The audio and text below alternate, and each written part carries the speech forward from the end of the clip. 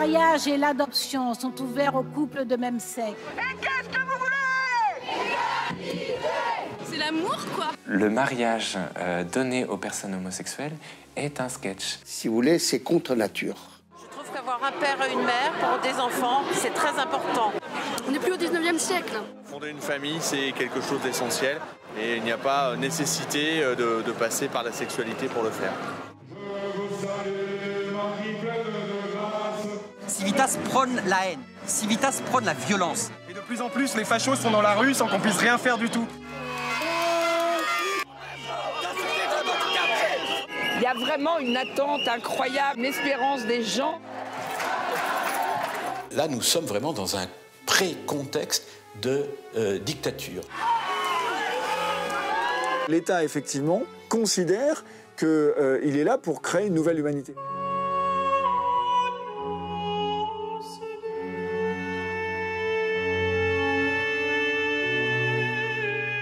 Car je considère... Voté en 1999, le PACS, Pacte civil de solidarité, permettait déjà la reconnaissance civile des unions homosexuelles. C'est un embryon d'institution, le PACS, mais en fait, ça a validé l'idée du couple homosexuel comme étant une reconnaissance sociale du couple homosexuel.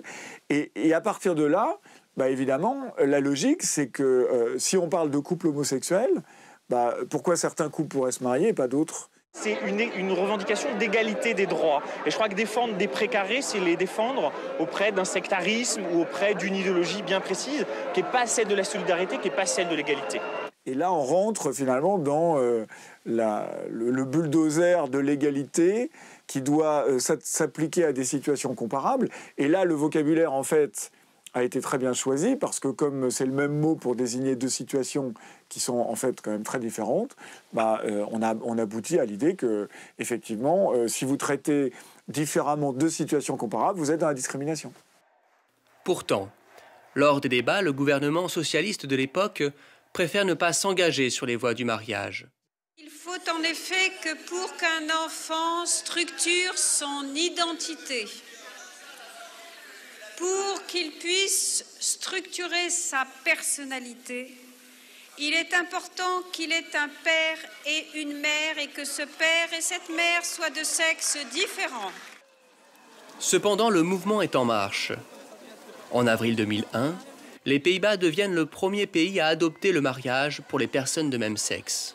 Le PACS nous a menés là où on est. C'est-à-dire que moi, j'ai participé au débat sur le PACS en 97-98. On disait, si en fait, vous rentrez dans la logique qu'il faut institutionnaliser socialement, donner un statut social et institutionnel aux sentiments amoureux entre deux hommes ou deux femmes, forcément, vous entrez dans une logique qui va aboutir au mariage et ensuite à la reconnaissance de la filiation homosexuée. Se marier, c'est fonder une famille, c'est avoir une volonté commune de le faire.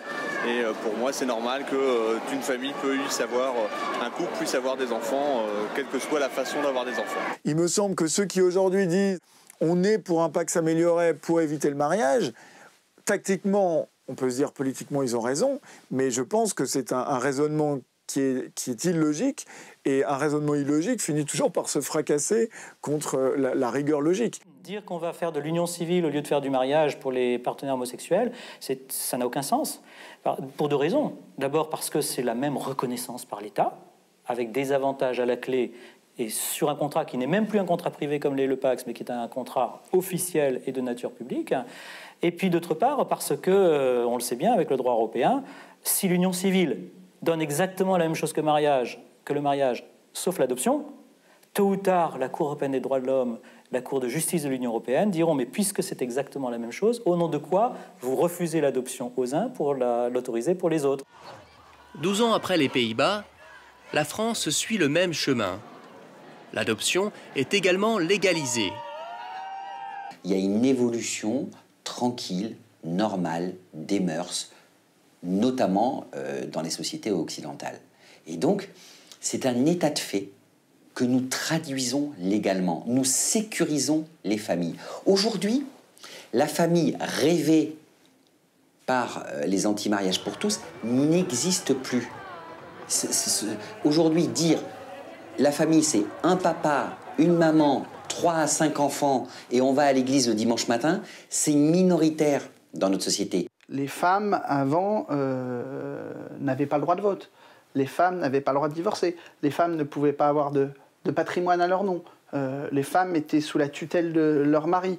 Et puis, remonter comme ça, enfin, la société évolue. Si on aurait pu rester aussi au temps des grottes préhistoriques où les femmes se faisaient tirer par les cheveux par leur mari. Enfin voilà, le camp socialiste a toujours été le camp du progrès social, du progrès sociétal. Et aujourd'hui, on le démontre encore, mais c'est l'évolution naturelle de la société. Il n'y a pas de changement de civilisation. Il y a une évolution de notre mode de vie. Et on ne fait que traduire dans la loi ce que chacun d'entre nous, peut constater autour de lui. La loi reconnaît ainsi ce qu'on appelle les familles homoparentales. Encore marginal en France, ce nouveau genre de famille est entré dans les mœurs aux États-Unis. La petite Liliane a 2 ans, 2 mamans.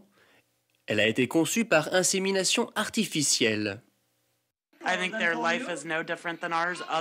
moi, leur vie n'est pas différente de la nôtre, excepté qu'elles doivent faire face aux gens qui pensent que c'est pas bien. Mais à part ça, elles ont une famille normale, tout comme mon mari et moi.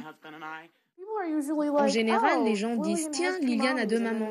Ensuite, ils disent « C'est cool ». Et la conversation ne va pas plus loin que ça.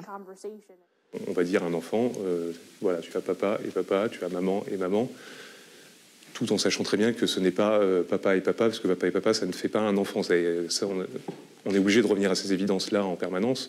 Il n'y a pas de famille homosexuelle. Enfin, l'homoparentalité est un néologisme qui ne représente rien dans la réalité. Pourquoi? Mais parce que un enfant ne peut naître que d'un homme et d'une femme. 2 personnes de même sexe ne peuvent ni concevoir, ni donner naissance à un enfant. Autrement dit, un enfant ne se conçoit pas avec du même, mais avec un autre. Et il faut qu'il procède de cette altérité sexuelle pour lui-même accéder à l'altérité et puis récupérer des matériaux de la masculinité, de la féminité chez son père et chez sa mère pour pouvoir se développer, si on ne veut pas fabriquer des personnalités qui seront à mi-chemin entre l'imaginaire et le réel sur plusieurs générations. L'homme moderne, en tant qu'il est assisté par la technique, et qui vit dans un monde d'une richesse inouïe où tout lui semble possible et toute satisfaction immédiate, perd le sens du réel. Donc nous sommes vraiment dans un abus de langage, comme dans les sociétés totalitaires, où on invente un nouveau langage pour changer la réalité des choses. Et on voit bien à quoi ça aboutit. Moi, je pose la question, pourquoi faut-il garder l'idée qu'il faut être 2 dans ce cas-là pour avoir un projet parental? À partir du moment où on quitte cet enracinement dans la différence des sexes et dans l'engendrement, pourquoi on ne pourrait pas avoir un projet parental à 3 ou 4? Nous sommes à présent à Amsterdam, aux Pays-Bas. 2 hommes, Guillermo et Joram, ont donné leur sperme à 2 femmes, Karine et Yevelienne. Résultat, Simon, 6 ans, et Joaquin, 3 ans. C'est sûr que dès le début, il fallait une grande confiance entre nous. On a pris le temps de se connaître, de partager nos points de vue sur l'éducation, sur ce qui est important pour les enfants. Et quand on a vu qu'on était sur la même longueur d'onde, on a décidé de se lancer dans cette aventure. Le problème de cette loi, le problème majeur de cette loi, c'est qu'elle veut faire du désir individuel le maître du monde. On nous met dans des positions d'apprentis sorciers. La conception va devenir l'idée qu'un adulte a d'avoir un enfant ou d'un enfant, et qui va s'incarner donc dans un projet parental. Et finalement, il va falloir prendre des moyens techniques, notamment par la médecine. On va prendre des gamètes qui vont être comme des matériaux pour en fait réussir à combler son désir et à atteindre son projet. Il n'y a pas de lien pour vous entre la sexualité et la procréation, par exemple? Pas du tout. C'est quelque chose de, je dirais, pour un homme et une femme, de pouvoir avoir des enfants, pour que ce soit 2 femmes ensemble, 2 hommes ensemble. Fonder une famille, c'est quelque chose d'essentiel et il n'y a pas nécessité de passer par la sexualité pour le faire. On perd totalement l'idée de la transmission de la vie. C'est-à-dire que celui qui donne son sperme dans une banque de sperme, en fait, il ne donne pas juste un matériau, il contribue à transmettre la vie. Il y a un lien entre la sexualité et la procréation. Donc, voilà. On n'est plus au 19e siècle. Voilà, les choses ont changé. Beaucoup. On est au 21e siècle et il faut que la société française et que les lois françaises aillent dans le bon sens. Cette logique de déconnexion, en fait, va valider le fait que l'être humain est effacé au profit de matériaux qui sont disponibles à la volonté humaine. Moi, j'ai envie d'épouser ma fiancée, j'ai envie d'avoir des enfants avec elle, et j'ai envie que le pays où je suis, où je cotise, où je travaille, me donne ce droit-là. D'où le problème, dans ce cas-là, quelles sont les limites que l'on va mettre à la volonté humaine? On va payer pour avoir des enfants, ou on va truquer la biologie, la filiation pour avoir des enfants à tout prix. Et donc nous sommes en train de régresser à un stade quasi barbare, pré-matrimonial. Autorisée dans certains pays européens, la procréation médicalement assistée était jusqu'alors réservée aux couples qui souffraient de stérilité. Aujourd'hui, elle est à l'étude en France et pourrait permettre aux homosexuels d'avoir des enfants. Le M de PMA, c'est bien médicalement. Donc la médecine, elle est faite pour traiter des pathologies, en l'occurrence la stérilité. Dire que la relation sexuelle entre deux hommes est stérile, c'est faire un abus de langage. Et donc, en fait, on n'est pas du tout dans une situation comparable.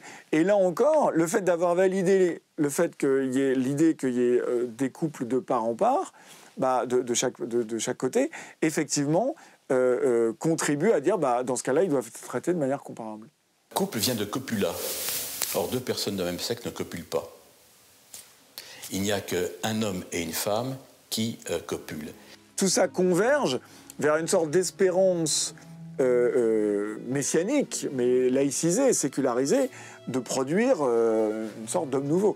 Et donc, mettre entre parenthèses, au moins dans les mentalités, pas dans la réalité concrète, les gens continueront à avoir des enfants, hommes et femmes, mais au moins dans la mentalité, considérer que la transmission de la vie peut être en grande partie indépendante de la différence des sexes, contribue à produire cette sorte de vision du surhomme.